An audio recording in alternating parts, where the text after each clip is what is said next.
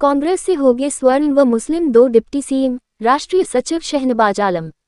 सहरसा जिला कांग्रेस कार्यालय में जिला प्रखंड के कांग्रेसी पदाधिकारियों और कार्यकर्ताओं की संगठन को मजबूती प्रदान करने के लिए जिला अध्यक्ष मुकेश कुमार झा की अध्यक्षता में बैठक हुई।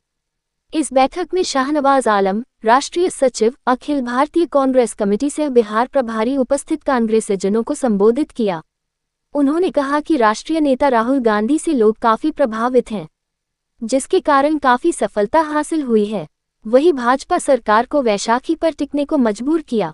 साथ ही बिहार में आगामी चुनाव स्थानीय मुद्दों को लेकर जोर शोर से लड़ेगी। बिहार में 2 इंजन की सरकार अब विफल हो चुकी है। प्रदेश प्रतिदिन गरीब होता जा रहा है क्योंकि प्रदेश से रोजाना हजारों लोग मजदूरी के लिए घर द्वार छोड़कर पलायन कर रहे हैं। बिहार को छोड़ भारत के किसी प्रदेश के लोग मजदूरी करने अपने प्रदेश से बाहर नहीं जाते हैं। देश की राजनीति में जाति, धर्म और सांप्रदायिकता आ गई है। इस वास्ते कांग्रेस सामाजिक समीकरण बनाएगी और आगामी चुनाव हर हालत में जीतेगी। उन्होंने कहा कि कांग्रेस की सरकार या महागठबंधन की सरकार में पार्टी 2 उप मुख्यमंत्री बनाएगी, जिसमें एक स्वर्ण जाति से और दूसरा मुस्लिम से होगा। अखिल भारतीय कांग्रेस कमेटी के सदस्य और वरीय नेता डॉक्टर तारानंद सादा ने कहा कि वर्ष 25 में बटेंगे कटेंगे वाली सरकार नहीं, राहुल जी की मोहब्बत वाली सरकार बनेगी, क्योंकि मोदी जी देश में नफरत और जाति धर्म फैलाकर समाज में भाई भाई से लड़ाकर देश को बांट रहे हैं। रोजगार या उद्योग धंधे लगाने के बजाय लोगों को ठगने की दुकान खोल लिए हैं। इनके राज में जनता त्राहिमाम कर रही है और 5 किलो सरकारी राशन पर गरीबी का मजाक उड़ा रहे हैं। बिहार के सह प्रभारी राजेश कुमार मिश्रा ने कहा कि मोदी जी कहते हैं कि भगवान राम को हम लाए हैं, तो मोदी जी के शासनकाल में नीरव मोदी और देश से अरबों रुपए लेकर भागे बेईमानों को भारत कब लाएंगे? मोदी जी की अब तक की भ्रष्ट सरकार है।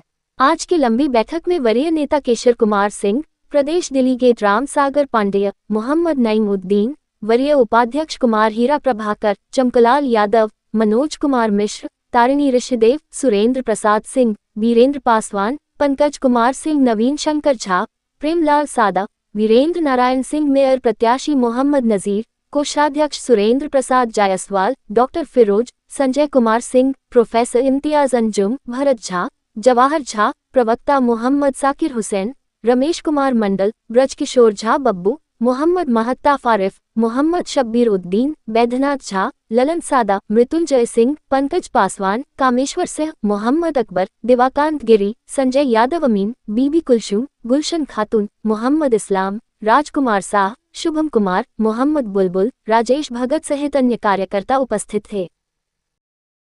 जिला कांग्रेस कार्यालय में किस विषय को लेकर प्रेस कॉन्फ्रेंस का आयोजन किया? संगठन की समीक्षा और चुनाव को लेकर के संगठन को तैयार करना, अलग अलग समुदायों वर्गों के बीच कांग्रेस पार्टी के विचारधारा को ले जाना, खासतौर से जिन समाजों का उचित प्रतिनिधित्व पिछले 30 साल से नहीं मिल पाया है, उन समुदायों को ये भरोसा दिलवाना कि इंडिया गठबंधन की अगर सरकार बनती है तो तेजस्वी यादव जी मुख्यमंत्री होंगे, तो 1 डिप्टी सीएम मुस्लिम समाज से और 1 डिप्टी सीएम अपर कास्ट से कांग्रेस पार्टी देगी। इस बात को भी हम लोगों के बीच ले जा रहे हैं। खास तौर से जो पलायन का इशू है वो भी एक बहुत बड़ा इशू है और हम लोगों को बता रहे हैं कि आपके यहाँ से लोग दिल्ली, बम्बई, कर्नाटक, केरल, कश्मीर, पंजाब जाते हैं कमाने। ये वो राज्य हैं जहाँ पे कांग्रेस की सरकार रहती है, अभी है या आती जाती रहती है, और पलायन उन राज्यों से हो रहा है, वो यूपी हो या बिहार हो, जहाँ पिछले 30 साल से कांग्रेस पार्टी की सरकार अपने बल पे नहीं है। तो जो पलायन का मुद्दा है ये एक राजनीतिक इशू है। ये पलायन राजनीतिक कारणों से, राजनीतिक विफलता के कारणों से हो रहा है, तो हम लोग इसको भी एड्रेस कर रहे हैं। हम लोग की कोशिश होगी कि चुनाव में मंडल वाइज या जिला वाइज हम लोग विकास का खाका लोगों के सामने रखेंगे। उसी आधार पर चुनावी घोषणा पत्र भी जिला वाइज हम लोग बनाने की कोशिश कर रहे हैं। तो उसको लेकर भी जो आम लोग हैं, जो कांग्रेस जन हैं, जो स्टेक होल्डर्स हैं, उन लोगों से भी हम लोग विचार विमर्श कर रहे हैं। अच्छा, आगामी चुनाव को लेकर कांग्रेस पार्टी कितनी मजबूती से खड़ी है और क्या दिशा निर्देश दिए? एकदम मजबूती से हम लोग लड़ेंगे। अभी लोकसभा चुनाव आपने देखा, हम 9 सीट लड़े, 3 जीते। अगर एक और जोड़ दिया जाए पप्पू जी का तो हमारा तो स्ट्राइक रेट बेहतर है। तो हम मान के चल रहे हैं कि राहुल गांधी जी ने जो भारत जोड़ो यात्रा निकाली और जो दूसरी यात्रा बिहार से होकर के राहुल जी की गुजरी थी, इसके बाद बहुत माहौल बना है।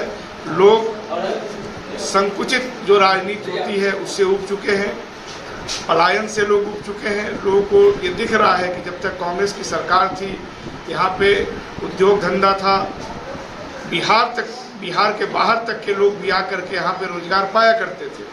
लेकिन झारखंड के अलग होने के बाद और उससे कुछ दिनों पहले कांग्रेस के यहाँ से सत्ता से बाहर हो जाने के बाद अगर हम मूल्यांकन करते हैं तो पाते हैं कि बिहार के पास सिवाय बाहर जाकर के मजदूरी करने के अलावा कोई और विकल्प नहीं है।